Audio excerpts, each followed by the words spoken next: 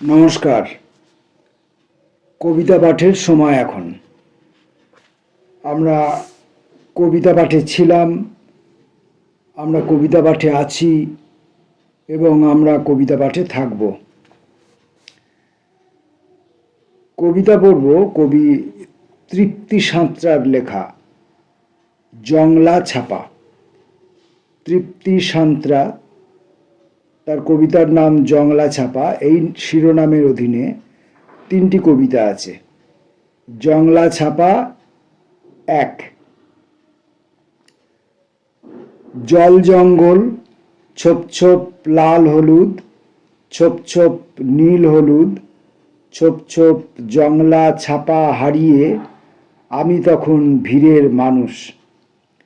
একা একা কুলফি বরফ, চিনেবাদাম, পদ্মপাতায় চটপটি স্বাদ। মাথায় ভাঙাচোরা ইট পাথর, লম্বা টানা পুরনো পাড়া, লম্বা সূর্য, লম্বা রাত্রি, আর টিমটিমে লম্ফ জ্বালায় কোথাও সপ্তকাণ্ড, কোথাও অষ্টাদশ অধ্যায়। ভুল করে এক সন্ধ্যায় আদিত্য সূর্যর বদলে অশ্বিনী কুমারদের ডেকে ফেললে কি কেলো, কি কীর্তি! একজনকে আগুনে লুকিয়ে রাখলে অন্যজন জলে ভেসে ওঠে। সমস্ত ক্রিয়াপদগুলো সহজ পাটের বড়শিতে গেঁথে ফেলে মাগো বটিকাহীন জংলা ছাপ ঘুম ঋতু দাও।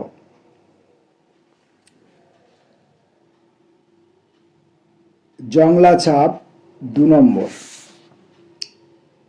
ডুবে কাটা জংলা ছাপা যেসব শাড়িরা 16-18 শরীর বুক জাপটে ছিল, যেন খুব ভাপ আর ঘাম আর বৃষ্টির টানাপোড়েনের অলৌকিক বয়নে তারা পরিলীলা, অথবা এক তুমুল রৌরব, বিশৃঙ্খলা।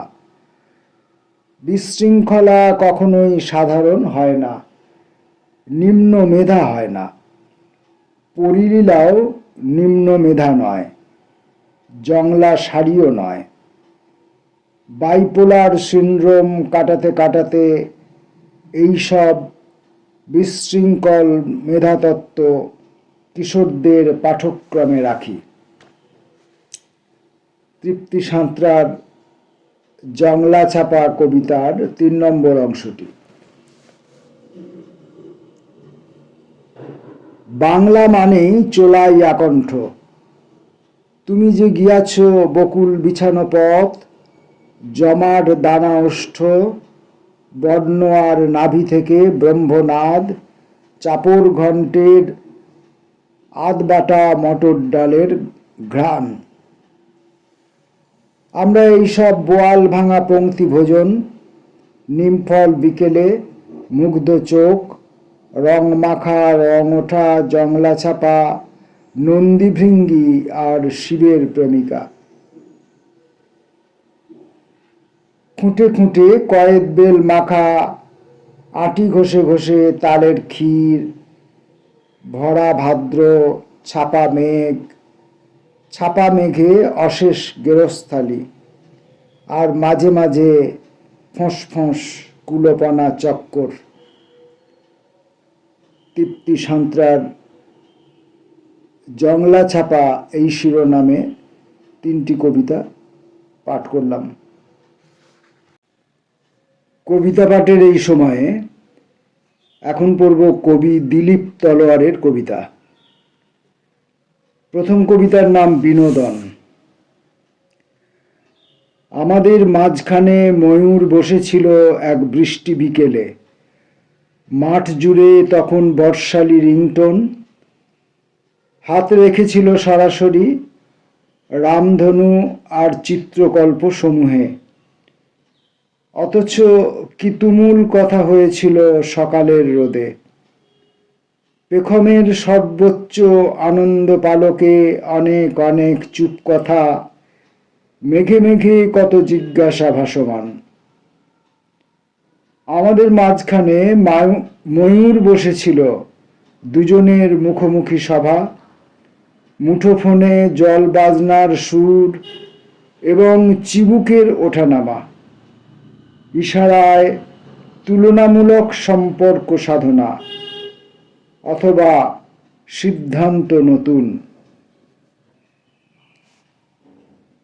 পরের কবিতা ঝমঝম। হ্যাঁ, ভিজব। বাঁকানো বৃষ্টি দৃশ্যের মাঝখানে দুজনে তুমুল, সঙ্গে থাকবে জল বিকেলের রিংটোন আনন্দমূলক। হ্যাঁ, সাজব। ফুল্লরা কালকেতু, শেষ বাস ছেড়ে গর্বিত ঘাসপথে, মাথায় থাকবে ঝমঝম মেঘ ভেজা মোবাইল মন্থর পা। হ্যাঁ, বাজব। তারে তারে আগুন কিংবা নন্দিত গিটার বাদন, পাড়ায় ফিরে দুদিকে দুই বিন্দু লুকোনো চন্দ্রালোক। দিলীপ তলোয়ারের কবিতা নিবন্ধকরণ। হোক, তুমুল বৃষ্টি হোক, মাথার ওপর আনন্দ গাছ, তার উপরে কালো ভারী মেঘ, তার উপরে নিশ্চিত রোদ। হোক, মাঠের মাঝখানে হোক, ফ্রেম ছাড়িয়ে ছবির সৌন্দর্যমূলক, আরও উঁচুতে সব কিছু, তার নিচে আর সব দৃশ্যের মাধ্যমে দোষগুণ ধরা দিক। হোক, বজ্র হোক, নীল ঝমঝম শরীর জড়ানো জল, জলনগ্ন ঘাসের পুতুল, বর্ষালি কৌশলে বোতামবিহীন আরোগ্য ময়দানে নতুন রিংটোন, চোখে চোখে ঢেউ, এমনিতে মাঠের বন্ধু হই, আজকের দিনে জব কার্ড ভিজলেও ভালো।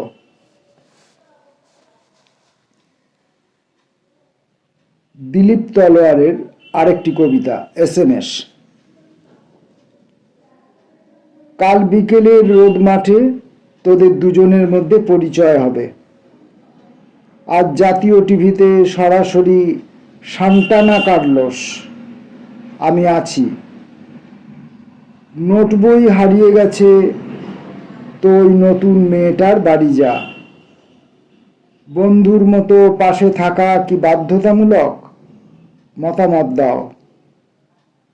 তোর বন্ধুর দেওয়া নতুন রিংটোন আমাকে পাঠাস। আজ আসছি, মাঠের মাঝখানে থাকবি কিন্তু। আমরা পরপর দুজন কবির কবিতা পড়লাম, তৃপ্তি সান্ত্রা এবং দিলীপ তলোয়ার। আজকের কবিতা পাঠের এই পর্ব এখান পর্যন্ত। নমস্কার।